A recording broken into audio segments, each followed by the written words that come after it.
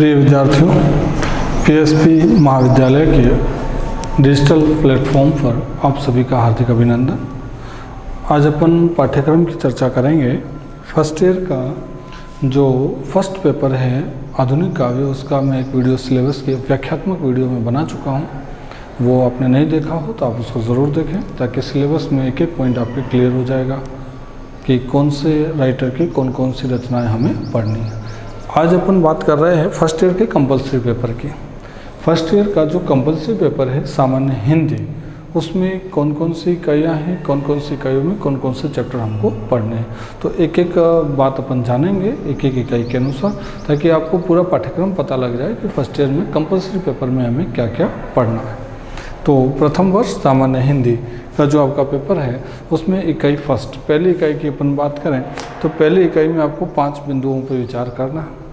पहला, हिंदी भाषा का उद्भव और विकास। ठीक है, हिंदी भाषा का उद्भव और विकास का जो भी परिचय है वो पूरा आपको इस पॉइंट में पढ़ना है कि सर्वप्रथम भाषा कौन सी थी, भाषाओं की आदि जननी कौन सी, कैसे समय समय पर भाषाओं में बदलाव होता गया और कौन से कालखंड में कौन सी भाषा का प्रयोग होता गया, और वर्तमान में जो अपन हिंदी बोलते हैं इसकी उत्पत्ति किस भाषा से कैसे कैसे समयानुसार परिवर्तन के दौरान हुई है। तो इसका विकास, इसका उद्भव, ये सारी जानकारी हमें इस बिंदु में मिलेगी।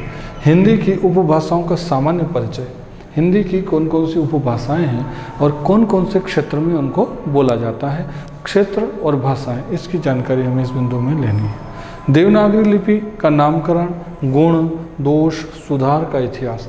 हमें देवनागरी लिपि के अंदर कौन कौन सी अच्छाइयाँ हैं, कौन कौन से दोष हैं, कब कब किस किस वर्ष क्या क्या सुधार हुए, ये सारी जानकारी अपन को इस बिंदु से मिलेगी। एक तरीके से अपन ये माने कि देवनागरी लिपि के बारे में शुरू से अंत तक की सारी हमें जानकारी होनी चाहिए। फिर वर्ण विचार का चैप्टर पढ़ना है। वर्ण में स्वर और व्यंजन होते हैं, फिर स्वर के कितने भेद होते हैं और व्यंजन के कितने भेद होते हैं, कौन कौन से व्यंजन किस किस के अंतर्गत आते हैं। जैसे अगर मैं स्वर की बात करूं तो लघु और दीर्घ आपने सुने होंगे। अब लघु स्वर कौन से होते हैं, दीर्घ कौन से होते हैं, दीर्घ के भी 2 भाग होते हैं, है ना, वो भी आपको पढ़ने हैं।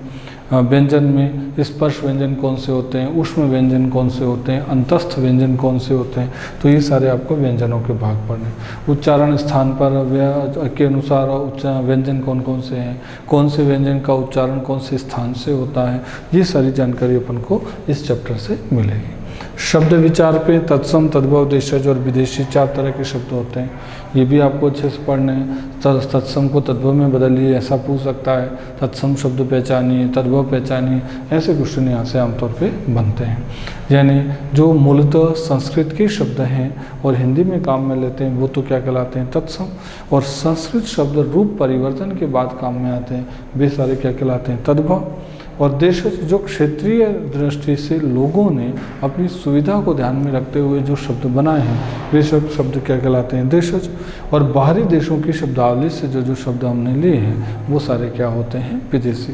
तो 4 तरह के शब्द हैं, संस्कृत शब्द, संस्कृत के परिवर्तित रूप वाले शब्द, क्षेत्रीय स्तर पर लोगों के द्वारा बनाए गए शब्द, और विदेशी शब्दावली के प्रचलित शब्द जिन्हें भारतीय लोगों ने अपनाए। तो ये सारे शब्द अपन को इस इकाई में देखने हैं। ठीक है, आगे और कौन कौन सी इकाई नंबर 1 के अंदर आप नोट करेंगे, हिंदी भाषा का उद्भव विकास, हिंदी की उपभाषाओं का सामान्य परिचय, देवनागरी लिपि, नामकरण, गुण, दोष और सुधार का इतिहास, वर्ण विचार, स्वर व्यंजन, शब्द विचार में तत्सम, तद्भव, देशज और विदेशी। ये आपकी इकाई पूरी 1 कंप्लीट होती है। अब इकाई 2, दूसरी इकाई में आपको क्या पढ़ना, तो विकारी और अविकारी। ठीक है, थोड़ा सा मैं इसका परिचय समझा देता हूँ।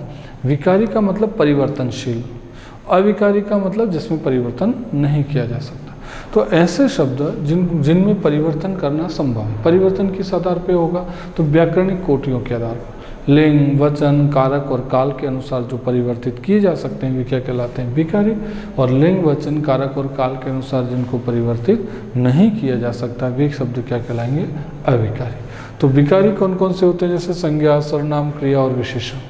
संज्ञाएं आपको पता है 3 तरह की होती है, व्यक्तिवाचक, जातिवाचक और भाववाचक। सर्वनाम आपको पता ही है, सर्वनाम 6 प्रकार के होते हैं, पुरुषवाचक, निश्चयवाचक, अनिश्चयवाचक, यानी प्रश्नवाचक, संबंधवाचक और निजवाचक। ये आपको किस में पढ़ने हैं, सर्वनाम के प्रकार पढ़ने। क्रियाएं सकर्मक अकर्मक आपको पढ़नी है। विशेषण, विशेषण 5 प्रकार के होते हैं। गुणवाचक विशेषण है, संख्यावाचक विशेषण है, परिमाणवाचक विशेषण है, सार्वनामिक विशेषण है और व्यक्तिवाचक विशेषण है। ये चीज़ें अपन को यहाँ से इस विकारी शब्द के अंतर्गत परिभाषा और उदाहरण के साथ विस्तार से पढ़नी है।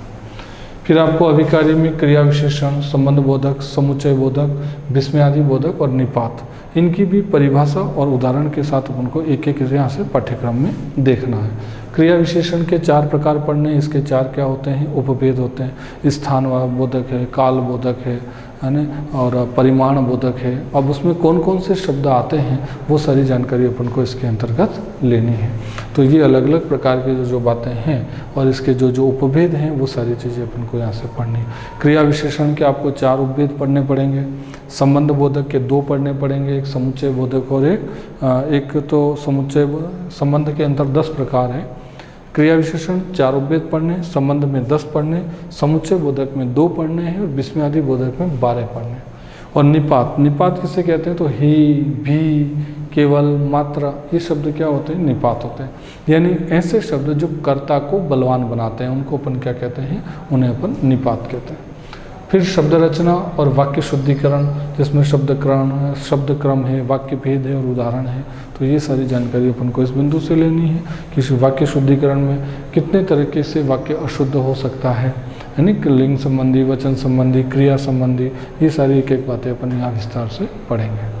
फिर वाक्य रचना और वाक्य शुद्धिकरण, पहले शब्द रचना, और ये ध्यान रखना ये वाक्य शुद्धिकरण नहीं है, इसकी जगह आप शब्द शुद्धिकरण लिखे हैं ना। पहले शब्द रचना और शब्द शुद्धिकरण है ना, इस वाक्य की जगह आप यहाँ पर क्या लिख लेंगे? यहाँ पे आप शब्द लिख लेंगे, है ना। ये ध्यान रखिएगा, यहाँ इस वाक्य की जगह ये गलत टाइप हो गया है। इस वाक्य के स्थान पर आप यहाँ पर क्या लिखेंगे?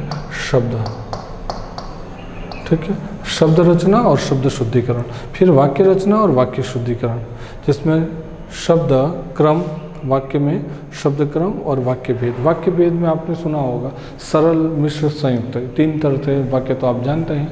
हालांकि वाक्य 3 प्रकार के होते हैं, एक रचना की दृष्टि से है, एक क्रिया की दृष्टि से और एक अर्थ की दृष्टि से वाक्य होते हैं। रचना की दृष्टि से वाक्य 3 प्रकार के होते हैं, सरल, मिश्र और संयुक्त। क्रिया की दृष्टि से वाक्य कर्तरी, कर्मणि और भाववाच्य होते हैं। और अर्थ की दृष्टि से वाक्य 8 प्रकार के होते हैं। तो ये सारे भेद अपन को यहाँ से पढ़ने हैं।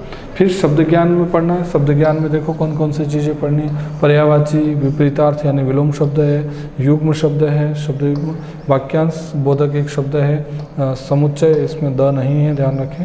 संस्कृत है, संस्कृत को अपन दूसरा क्या कहते हैं? भिन्नार्थक शब्द कहते हैं। तो ये सारी जानकारी अपन को कौन सी इकाई में लेनी है? दूसरी इकाई में। पर्यायवाची आप जानते ही है, विलोम शब्द आप जानते हैं। शब्द युग्म का मतलब जैसे इस तरह के शब्द होते हैं, एक मैंने ये लिख दिया परीक्षा और एक मैंने ये लिख दिया परीक्षा, ठीक है, 2 लिख दिए। अब इस परीक्षा और परीक्षा में अर्थ की दृष्टि से क्या है? भिन्नता। जैसे इस परीक्षा का मतलब होता है जांच और इस परीक्षा का मतलब होता है कीचड़, ठीक है। तो ये बातें अपन को किस चैप्टर में पढ़नी पड़ेगी? युग्म में। वाक्यांश वाले में एक पूरी पंक्ति को एक शब्द में आप प्रकट कर सकते हो, वो यह चीज़ें पढ़नी है। युग्म शब्द बोलें या भिन्नार्थक शब्द बोलें, ये एक ही बात है, ये अलग अलग नहीं है। तो देखिए, विकारी शब्द, अविकारी शब्द, शब्द रचना एवं शब्द शुद्धिकरण, वाक्य रचना एवं वाक्य शुद्धिकरण और शब्द ज्ञान, ये 5 चीज़ें अपन को कौन सी इकाई में पढ़नी है? तो इकाई नंबर 2 में पढ़नी है। ये सारी बातें आप अच्छे से ध्यान रखेंगे। मैंने इन सब के उपभेद भी आपको बता दिए हैं, वो ध्यान रखना है। अब तीसरी इकाई देखते हैं कि थर्ड इकाई में हमें क्या पढ़ना है। तीसरी इकाई में आपको क्या क्या पढ़ना है? तो तीसरी इकाई में सबसे पहले देखें,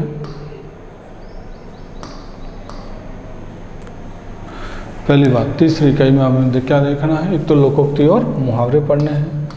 लोकोक्ति और मुहावरों से आप परिचित हैं, है ना। लोगों के द्वारा कही गई उक्ति क्या कहलाती है? लोकोक्ति कहलाती है।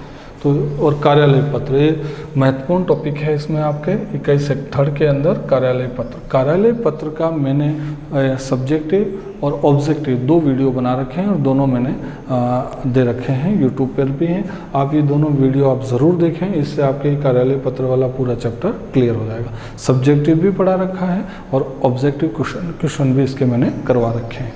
और एक एक मैंने बता रखा अर्ध सरकारी क्या होता है ना, अर्थ नहीं है, इसको आप अर्ध सरकारी लिखें ना, अर्थ नहीं है, इसको थोड़ा सुधार देना, इसको अर्ध सरकारी कर देना।